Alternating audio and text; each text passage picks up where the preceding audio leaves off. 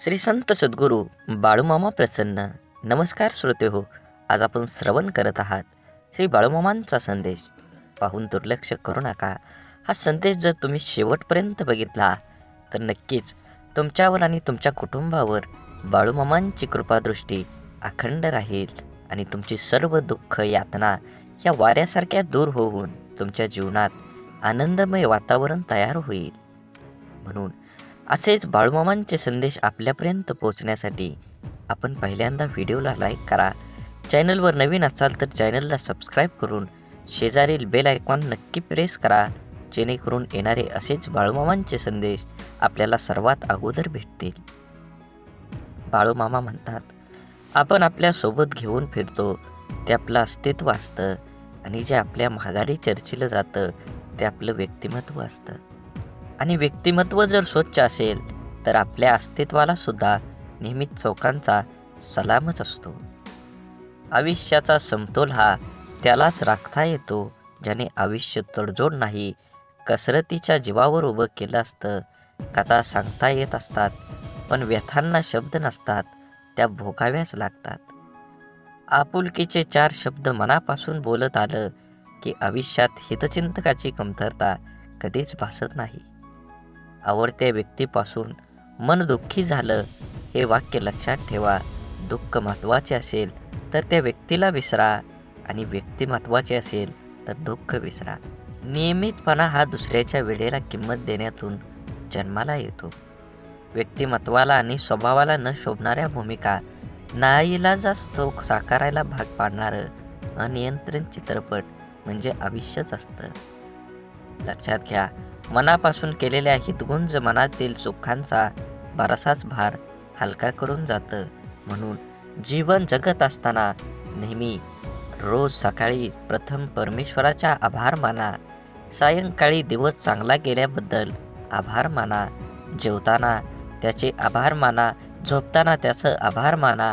प्रत्येक गोष्टीसाठी कृतज्ञ राहा. प्रार्थना ही ईश्वराबरोबर संवाद साधण्याची, संपर्क करण्यासाठी आहे. आयुष्य हे एकदाच मिळतं, त्यामुळे दुसऱ्यांच्या चुका शोधून तिसऱ्याला सांगण्यात आपलं आयुष्य व्यर्थ वाया घालवू नका. त्याऐवजी आपल्यातील गुणदोष ओळखून ते सुधारण्यात आपला वेळ खर्च करा. आपण स्वतःच्या मनाची स्वच्छता करू शकलो साफ मनाने इतरांबद्दल विचार करून, जेणेकरून त्यांच्यामधील गुणांचा आपल्यात अंतर्भावात करता येईल.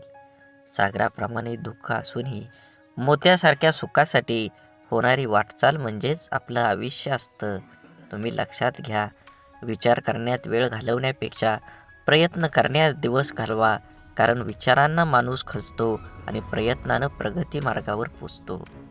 आपल्या एखाद्याच्या मागं पुढं करतो ते फक्त नातं टिकवण्यासाठी आणि समोरच्या त्याचा चांगलाच वापर करून घेतो स्वतःचा अहंकार वाढवण्यासाठी. एखाद्या व्यक्तीच्या हृदयात स्थान मिळवण्यासाठी फक्त विचार छान असून चालत नाही, तर ते विचार कृतीत उतरवण्यासाठी तत्पर राहावं लागतं. जगण्यातील वेदना कमी करण्यासाठी असतील तर 3 गोष्टी शिकल्या पाहिजेत. काहीही आपलं नाही, काहीही आपलं नव्हतं आणि कधीही काहीही आपलं राहणार नाही. अश्रूंशी संघर्ष केल्यानंतर चेहऱ्यावर उमटलेल्या इतक्या सुंदर काहीच नाही. आवड ही माणसाची कधीच बदलत नसते. मग ते तरुण पण असो नाहीतर म्हातारपण असो, बदलण्यासाठी भाग पाडते ती परिस्थितीच असते. आपण नेहमी लक्षात घेतलं पाहिजे, जीवन हे खूप सुंदर आहे, कारण आयुष्य हे एकदाच मिळतं. त्यामुळे दुसऱ्यांच्या चुका शोधून तिसऱ्याला सांगण्यात वेळ वायपट घालवू नका. जीवनाचा आनंद घ्या. काटा जरी काट्यासारखा वागला तरी फुलानं आपलं फुलणं सोडायचं नसतं. जीवनाचं रस्तं खडतर असलं तरी रस्ता बदलून का होईना, परंतु चालणं सोडायचं नसतं. एखाद्या अडचणीत माणूस कामाला आला नाही म्हणून एखाद्याला जोडलेलं नातं लगेच तोडायचं नसतं. हीच खरी मैत्री आणि हीच खरं नाती असतात. जोडलेल्याला जपायला जमलं त्याला जगणं जमलंच जमलं. हरवलेल्या वस्तूही सापडू शकतात, पण एकच गोष्ट अशी आहे की जी एकदा हातातून निसटली की कोणत्याही उपायानं पुन्हा मिळू शकत नाही. ती असते आपलं आयुष्य. म्हणूनच मनसोक्त जगा, दुरावा कोणतंच नातं संपवत नाही आणि जवळीक कोणतेही नातं घट्ट करत नाही, तर नात्याची घेतलेली काळजी आणि केलेला सन्मान त्यामुळेच नातं अधिक मजबूत होतं आणि टिकतं देखील. त्यामुळं नात्याची काळजी घेत राहा. तुमचा आजचा दिवस निरोगी आणि यशस्वी जावो हीच बाळूमामांच्या चरणी आमची प्रार्थना. वाट सर्वांना माहीत असते, पण देह गाठण्याची जिद्द फार कमी जणात असते. रागात बोललेला एक शब्द एवढा विषारी असतो की प्रेमात बोललेल्या हजारो गोष्टींना एका क्षणात संपवून टाकतो. वादळ निसर्गाचं असो किंवा मनाचं, ते धडकल्याशिवाय राहणार नाही. मनातील कडवटपणाला क्वारंटाईन करून पहा. बरीच नाती व्हेंटिलेटरवर जाण्यासाठी वाचतीलच. शांततेच्या काळात जास्त घाम गाळला तर युद्धाच्या काळात कमी रक्त सांडावं लागतं. जी लोक दुसऱ्यांचं मन दुखवू नये म्हणून नेहमी काळजी घेतात, सतत त्यांचंच मन दुसरी दुखवत असतात. आयुष्यात सर्व काही ठरलेलं असतं, विधिलिखित मांडलेलं असतं. सूर्याच्या कक्षेबाहेर पृथ्वीलाही जाता येत नाही. भल्यासाठीच होतं सारं, कळत असूनही कुणाला लगेच पटत नाही.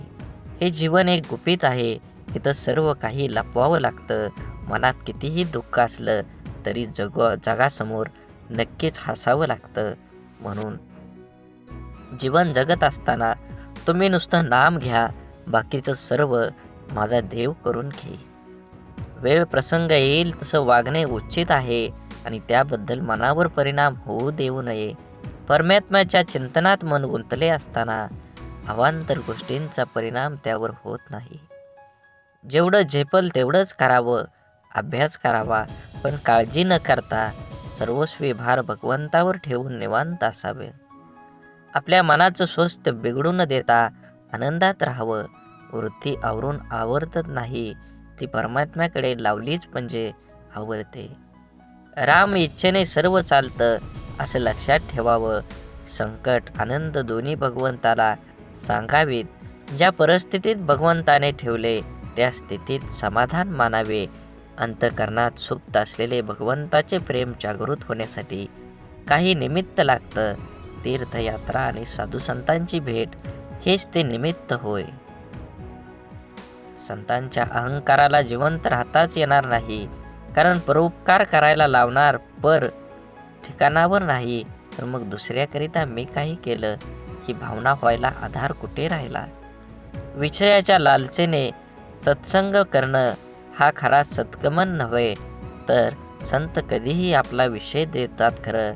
एका एकंदरीत विषयाची वीट आणण्यात प्रयत्न करावा. म्हणून जे आहे ते स्वीकारावं. नामस्मरण समजून करावं. समजून म्हणजे राम करता या भावनेतून करून राहावं. म्हणून नक्कीच तुम्ही तुमच्या जीवनात यशस्वी होण्यासाठी आनंदानं जीवन जगलं पाहिजे, समाधानाने जीवन जगलं पाहिजे. तुमच्या रागावर, मनावर, इच्छांवर तुम्ही थोडं तरी बंधन घातलं पाहिजे. कारण ह्या कलियुगात तुम्हाला जर जिंकायचं असेल तर तुम्हाला संयम बाळगला पाहिजे आणि ज्याच्याकडं संयम तोच ह्या कलियुगात यशस्वी होणार आहे. भक्ती म्हणजे नेमकं काय? दिवसातून 2 वेळा पूजा, आठवड्यातून एकदा मंदिरात जाऊन देवाचं दर्शन आणि अमुक एक वारी, उपवास. झाली भक्ती. मग इतर बाकी वेळ दुसऱ्यांचा उपहास. पाठीमागे त्यांच्याबद्दल अपशब्द, अहंकार, गर्व आणि अट्टहास ही भक्ती नाही, ही आहे सक्ती. सगळे करतात म्हणून आपण पण करायची सक्ती. भक्तीत शक्ती असावी, सक्ती नसावी. कुंभाराला मग्न होऊन मडक्याला आकार द्यायचं पाहावं. जोपर्यंत मडक्याला हवा तसा आकार मिळत नाही, तोपर्यंत कुंभाराचे हात त्याला आकार देत असतात. ती खरी भक्ती. आईला आपल्या लेकराला गुंजरताना पाहावं, ती खरी भक्ती. एखाद्या संताला बेधुंद होऊन अभंग गाताना पाहावं, ती खरी भक्ती. चिमणीला आपल्या पिल्लांना भरवताना पाहावं, ती खरी भक्ती. मनापासून केलेली गोष्ट प्रत्येक म्हणजे गोष्ट भक्ती होय. अहो, ज्याने संपूर्ण सृष्टी निर्माण केली त्याला जाऊन माणसं हे काम झालं तर तुला अभिषेक करेन किंवा आणखी एक देणगी देऊन लालूच दाखवतो, त्याला भक्ती नाही म्हणत. भक्ती हा निरपेक्ष, नित्तळ, निर्मल आणि प्रामाणिक भाव आहे. भक्तीच्या सीमा त्या पलीकडल्या आहेत, किंबहुना भक्तीला सीमाच नाही. भक्तीच्या सीमा ठरवायला जातो ना, तिथेच आपण फसतो. म्हणून तर बाबूजी एका भगवद्गीतेत म्हणतात, देव अंतरात नांदे, देव दाही दिशांनी गांदे, देव आभाळी सागरी, देव आहे चराचरी, देव शोधून या पाहावी, देव सहानुभूती या ठाई. म्हणून एक शेतकरी होता. तो आपल्या शेतात मशागत करायचा. त्या शेताच्या मधोमध दगडाचा एक भाग जमिनीचा वर पसरला होता. त्यामुळे तो अनेक वेळा त्याला अडथळ्यानंतर पडला होता. त्याला काढण्यासाठी शेतीची बरीच अवजारं तुटली, हे कळत नव्हतं. रोजच्या प्रमाणे आजही तू पहाटे शेतीला गेला, पण वर्षानुवर्ष जे घडत होतं तेच घडलं. पुन्हा एकदा शेतकऱ्याचा नांगर दगडाबळातून. शेतकऱ्याला खूप राग आला आणि त्याने मनात विचार केला की आज काही झालं तरी हा खडक जमिनीतून काढून या शेताबाहेर टाकायचा. त्याने लगेच धावून 2-4 जणांना बोलवून आणि सगळ्यासह त्या दगडापर्यंत पोहोचला. मित्रांनो, शेतकरी म्हणाला, हे बघा, जमिनीतून बाहेर पडलेल्या या खडकाच्या भागाने माझे खूप नुकसान केले आहे आणि आज आपण सर्वांनी मिळून तो मुळापासून बाहेर काढायचा आहे. असं म्हणून तो फावड्याने दगडाच्या काठावर मारू लागला. पण काय, त्याने 1-2च मारले आणि संपूर्ण दगडातून बाहेर, जमिनीतून बाहेर पडला. एकत्र उभा असलेले लोक आश्चर्यचकित झाले आणि त्यांच्यापैकी एकाने हसून विचारलं, का भाऊ, तुमच्या शेतात मधोमध एक मोठा खडक गाडला आहे असं म्हणायचे, पण तो छोटा दगड निघाला. शेतकऱ्यालाही आश्चर्य वाटले की वर्षानुवर्ष जो त्याला मोठा खडक समजत होता, प्रत्यक्षात तो एक छोटासा दगड होता. आधी काढण्याचा प्रयत्न केला असता तर एवढा त्रास सहन करावा लागला नसता आणि मित्रांसमोर आपली चेष्टा केली नसती, अशी खंत त्याने व्यक्त केली. सांगण्याचा हेतू एकच, हाच की शेतकऱ्याप्रमाणे आपणही जीवनातील छोट्या छोट्या अडथळ्यांना अनेकदा मोठे मोठे मानतो आणि त्यांना सामोरं जाण्याऐवजी त्रास सहन करत राहतो. गरज आहे ती वेळ वाया न घालवता त्या संकटांची लढण्याची, आणि जेव्हा आपण हे करतो तेव्हा काही वेळातच खडकासारखी दिसणारी समस्या एका छोट्या दगडासारखी दिसू लागेल, ज्याला आपण सहज ठोकरून पुढे जाऊ शकतो. म्हणून माणसाला मीपणात आजूबाजूच्या सगळ्या गोष्टी विसर पडून जातो. त्याला हे कळत नाही की कुणी जन्माला येताना कुठलंही लेबल लावून जन्माला येत नाही, तर फक्त एक माणूस म्हणून जन्माला येतो आणि मरतानाही एक माणूस म्हणून मरत असतो. तेव्हा आपण जिवंत असताना आपल्यातील माणसांना कधी कधी सोडचिठ्ठी द्यायची नाही, कारण शेवटी तुम्ही एखाद्या पदावरचे अधिकारी किंवा विविध कार्यातील गुणवंत म्हणून कसे आहात यापेक्षा तुम्ही माणूस म्हणून कसे आहात हे जास्त महत्त्वाचं असतं. कारण आपलं ते गुणवंत व्यक्तिमत्व हे आपल्या आयुष्यातील यशांच्या शिखरावर असताना लोकांना भावलेली मुद्रा असते. त्या काळात आपल्या हाती सत्तेची दोर असल्यामुळे सगळेजण आपल्याला मान आदर देत असतात. आपल्याला प्रत्येक गोष्टीला अतिशय युक्तीने दाद दिली जाते. अगदी आपली माकड चाळे सुद्धा लोकांना हनुमंतांच्या सूर्यबिंब गिळगीपर्यंत गेलेल्या जिभेपेक्षा महान वाटत असते.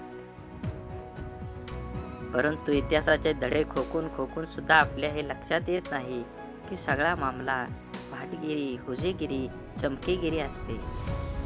जसं जगन्नाथाच्या रथाखालून जाणाऱ्या कुत्र्याला सारे लोक मला नमस्कार करतात असं वाटतं, पण रथ डोक्यावर बाजूला होताच पाठीवर काठी बसते आणि सत्तेची जाणीव होते.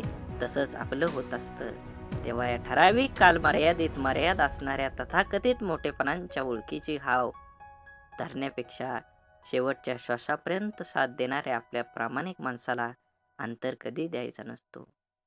म्हणून जीवन जगत असताना जीवनाचा आनंद घ्या, किंबहुना तुम्ही तुमच्या जीवनाचा प्रत्येक क्षणाचा आनंद घेतलाच पाहिजे. जीवन खूप सुंदर आहे, जीवनाला एक वळण दिलं पाहिजे. बोला बोला, बाळूमामांच्या नावानं चांग भलं, झाडे लावा, झाडे जगवा, माती वाचवा, पाणी वाचवा, सेव्ह अर्थ. आणि मनात मामांबद्दल आणि देवाबद्दल भाव असेल तर नक्कीच चॅनलला सबस्क्राईब करून व्हिडिओला लाईक करा आणि कमेंटमध्ये बाळूमामा प्रसन्न लिहायला विसरू नका. धन्यवाद.